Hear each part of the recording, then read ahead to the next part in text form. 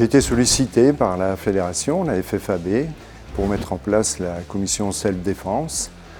Pourquoi on m'a demandé? Parce qu'au niveau personnel, j'ai travaillé de nombreuses années dans un hôpital psychiatrique. J'avais mis en place une formation pour aider le personnel sur le lieu de travail, de façon à les protéger et surtout protéger les personnes qui nous agressaient. Donc au niveau de la fédération, c'était quelque chose qui les intéressait, surtout par rapport à la bienveillance qu'on peut avoir par rapport aux personnes qui nous agressent, ce qui correspond, je pense, complètement à la philosophie de l'aïkido. Donc la fédération a fait appel à moi parce que j'ai pu participer à 2 reprises à cette formation qui est proposée à Brasse, et aussi parce que professionnellement je suis éducatrice avec des adolescents qui peuvent être parfois difficiles.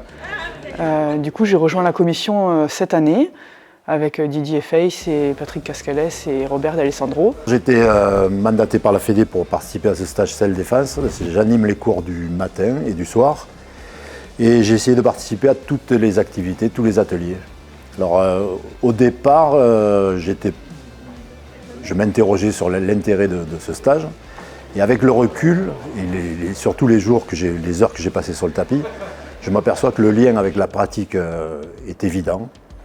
Et tout le travail qui se fait en self-défense correspond complètement au travail que nous proposons en Aïkido.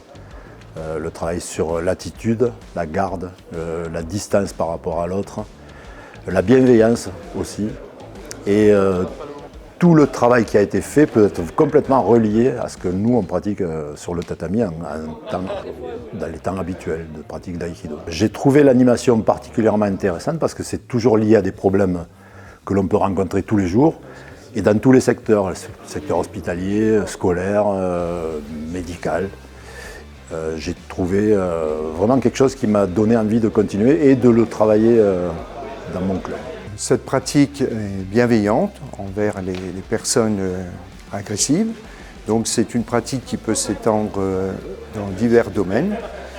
Bien sûr, là, en particulier, moi, c'était le milieu hospitalier. Et surtout, ne pas faire d'opposition, ce qui amène à des combats. Et ce n'est absolument pas ce qu'on cherche dans notre commission. La formation proposée par la commission Aïkido Self-Défense, c'était vraiment à destination des enseignants diplômés qui pourront, eux, par la suite, proposer des formations à des professionnels du médico-social, de la police, de l'éducatif, de l'associatif, pour proposer des interventions auprès de personnes qui peuvent être violentes, mais tout en étant bienveillant, tout en protégeant ces personnes agressives, en se protégeant soi-même, mais en protégeant l'autre de son agressivité.